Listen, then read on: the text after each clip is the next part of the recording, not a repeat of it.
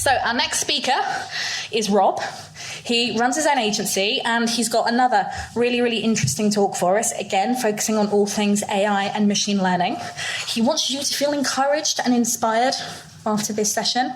And in terms of his intro, I just asked him if he wanted me to sing this because he's listed 10 of his favourite things.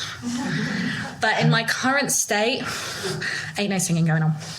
Unless it's karaoke, which I've just said to the guys, I will do stone cold sober, even though I cannot sing. So if there's any karaoke tonight, I'm up for that. Anyway, so some of his favourite things. Electronic music. Not a fan.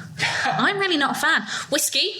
You spelt it without an E, so I assume you mean Scotch and not what the Americans know as whiskey. 85% dark chocolate. Property investing. And living 5 minutes walk from the beach. I'm quite jealous of that. I'd quite like to live near the beach.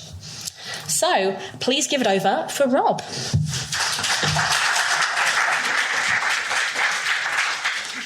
Okay, I want to start off by saying how grateful I am for so many of you coming back from lunch to catch the beginning of my talk.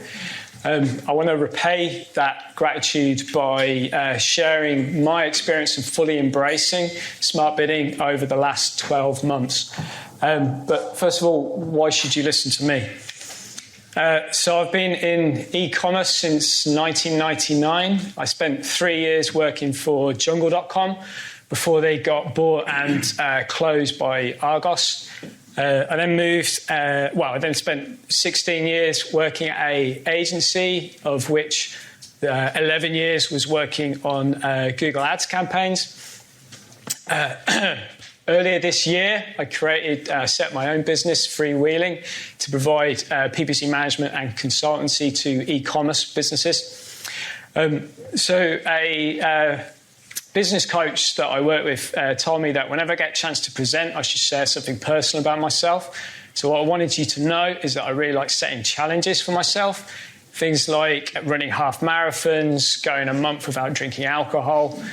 But my favourite challenge that I've done so far is the Star Wars movie marathon that I did with my two boys.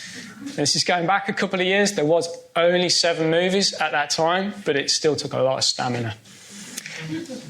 Okay, so on to the real reason you're here. I'm going to run through a little bit of background on AI. I'm going to share some data, some results from tests. There's a few takeaways, and I'm going to wrap it all up with a framework that will help you successfully transition from manual to smart bidding. But first of all, I want you to get an understanding of who's in the audience. So similar to how Neil's asked earlier, can you get a show of hands who's actively using smart bidding on the majority of their campaigns at the moment? Okay, all right. I was expecting more, actually. Okay, so for those that put their hand up, who loves smart bidding and thinks it's the best thing to happen out of Google Ads in the last 5 years? There we go. Brilliant. Well, yeah, okay, so that's where I sit. I fully embrace it. And that journey started for me just over a year ago when I heard an interview with this gentleman whose name's completely escaped me, but he was being interviewed in the Perpetual Traffic podcast. And the reason I've included this slide is, well, there's 2 reasons. Number one, because for the first part of my talk, I've completely plagiarised what he said. And number 2, because I'll be sharing the deck later, I wanted you to have the link to the podcast because I've found that it's a very useful tool to persuade clients and colleagues who are on the fence about smart bidding, not only to give it a test, but to appreciate that this is the absolute future of Google Ads. So this is Go.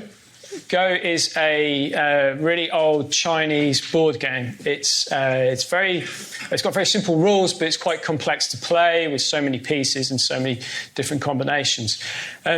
Computers got good at beating humans at chess in the 90s, but Go is considered too reliant on intuition for computers to be able to beat humans. That was until only 3 years ago when Google created an AI called AlphaGo. And it beat the reigning Go champion by 4 games to 1. That's just the first part of this story, because what Google then did is they created a new AI using a subset of AI called machine learning that essentially what they did, the original AI, they gave it lots of history of Go, strategy, how to play the game. This new AI, all they did is they gave it the game and got it to figure it out. And it did that by just playing itself over and over and over again until it got really good. Now, to give you an idea of how good it got, I just didn't mean to press that. Why is that going? Okay, just to give you an idea of how good it got, within only 3 days, that new AI had beaten the original AI by 100 games to 0. Now, the reason why I'm so excited about that, and the only reason why, quite frankly, you should care about that, is that's the same technology as running smart bidding. Okay, so there's another reason why AI is so, or smart bidding is so effective in 2019, and that is the fact that we're sharing so much more data. So you've already heard that the AI loves data, and smart bidding has is considering a massive amount of signals before making bid adjustments. Things like what websites you visited, what apps you have on your phone, what stores you've walked into recently. Things that as manual bid managers we simply don't have access to.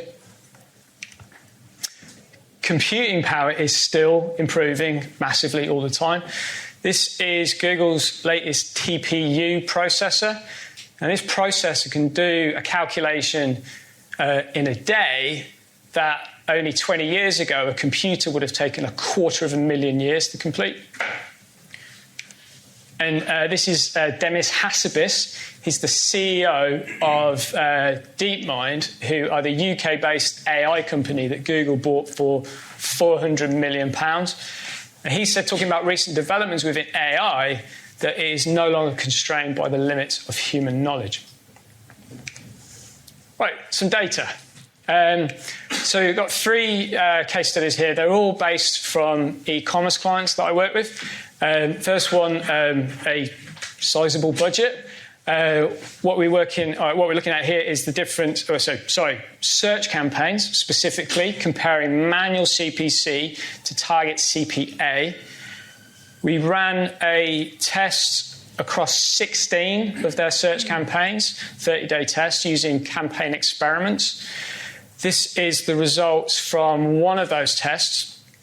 So what we see is a decrease in clicks, costs come about the same, and CPCs are up. I'll explain a bit more about that later on, but that's really common with smart bidding, and somebody else has mentioned that already today.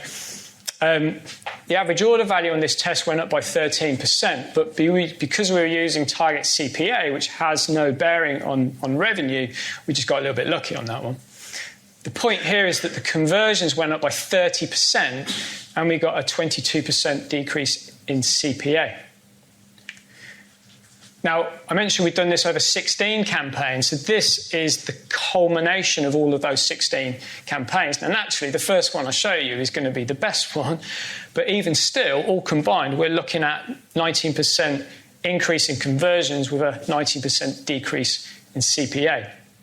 Now, what this allowed us to do is it allowed us to forecast what impact that might have if we ran it over a year. And that was an increase in revenue of £400,000 for £43,000 decrease in cost. Second example, so another decent budget, looking just at shopping campaigns and comparing manual CPC to target ROAS.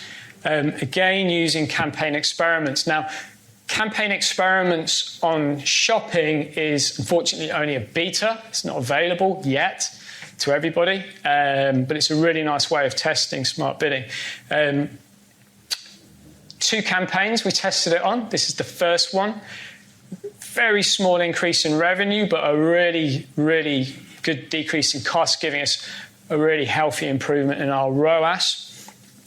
Second campaign, even more dramatic change. So a nice increase in revenue, significant decrease in cost, and a huge impact on the ROAS. Now, what you need to know is that at 8.8, that is about the ROAS that we want to work on these campaigns.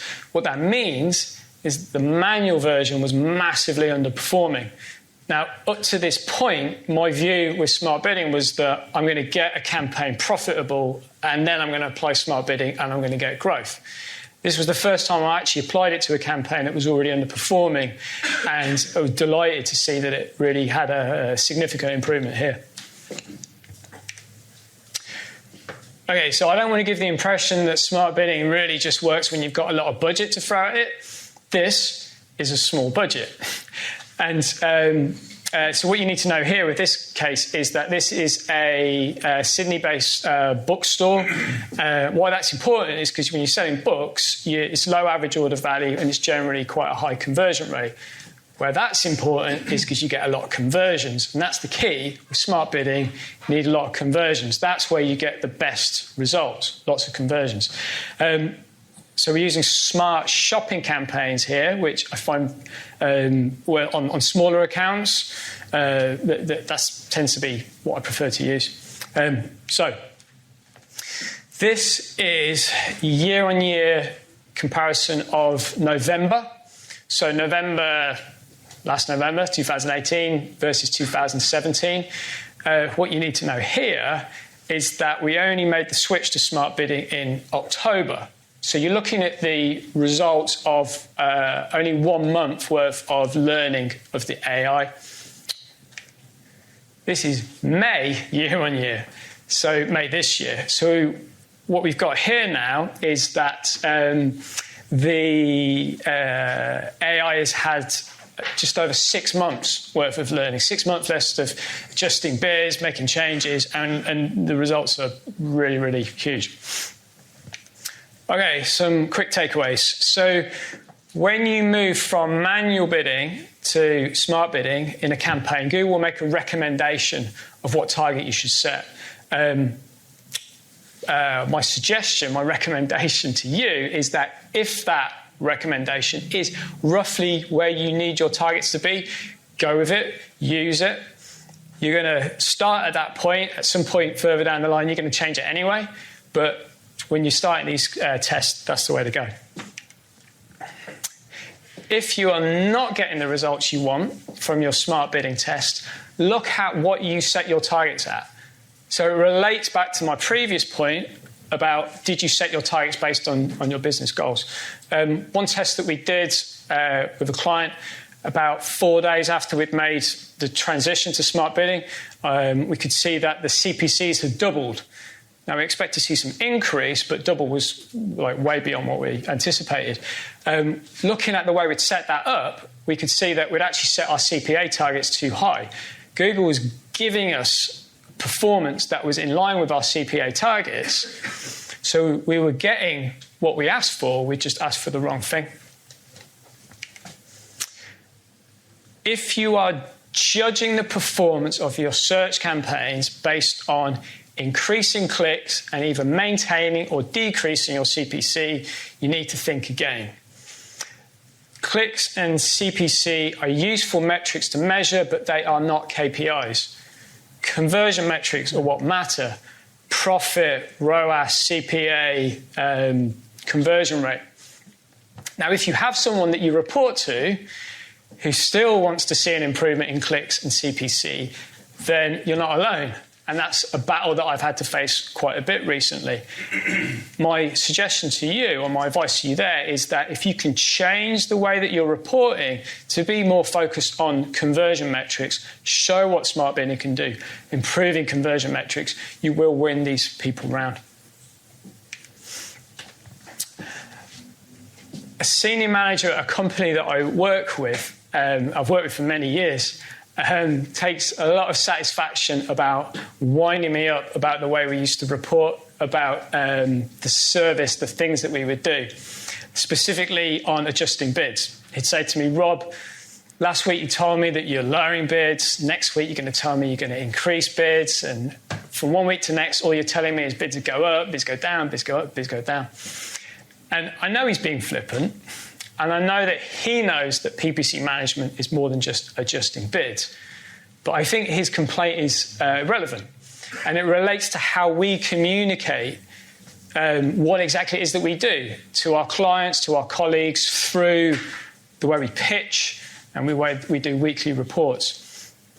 if we allow too much of our value to be linked to adjusting bids, in a world where Google AI is going to do that for us, then what value do we have to offer?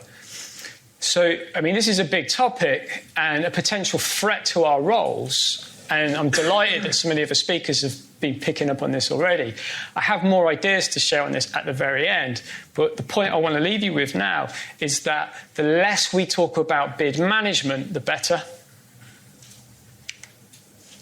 Okay, so you need a framework to successfully move from to smart bidding. And what I've done over the last year is I've defined this into 3 key stages. First stage is preparation. I'm only going to pick up a couple of these, but if you are still using last click attribution, you need to get off that right away. Smart bidding will definitely work best if you're using a non-last click model. Next point. Do you need to change your campaign structure? Now, Google are making improvements, so this limit of needing 15 conversions per campaign per 30 days is going to change, and I think for CPA it doesn't quite exist anymore. But even still, I would say, if you've got going into 2020, is it the right thing to have an account with lots of fragmented campaigns? Is now the right time to look at consolidating as you move towards smart bidding? So you've done all your preparation, you're now going to move into your test phase. What method are you going to use? Choose which method you're going to use. Are you going to use target ROAS, CPA? My main point here is, and I think this is quite easy to overlook, define your objective. What is it that you want to get out of your smart bidding test? There are 3 areas where smart bidding can improve things for you. It can get you more growth, it can improve your profitability, and it can give you more time. What matters the most to you, and how are you going to measure it so you know that smart bidding is right for you? So you've done your testing, you've been wowed with how amazing smart bidding is, and you've moved all your campaigns over to it. What are you going to do then? So just scratching the surface here, but things like negative keywords are still important. How you set your targets. So if you went with Google's recommended targets, you're going to want to review those. You're going to want to be looking at adjusting those at some point. Audiences are your way of influencing the AI to tell it what's important to you. So audiences become more important. I want to wrap this up on the going back to the previous point of what is it that you're going to do when you're no longer managing bids. Now, I see this as a huge opportunity, and it's an opportunity for you to go back to that giant to-do list that you create and you add to every time you read blogs, listen to podcasts, attend conferences, and you hear ideas that get you excited and inspired, and you think, if I could implement that for my client, I'd get some great results. If I just had the time to do it properly, smart bidding can give you that time. And it's those tactics, those actions that are what going to transform you from being a bid manager to a PPC strategist with a far more enjoyable and secure job. That's it, done. So if you want to hear follow up with me, LinkedIn's good. I like LinkedIn. There's my email address. I will be sharing the deck on LinkedIn. But thank you so much for listening.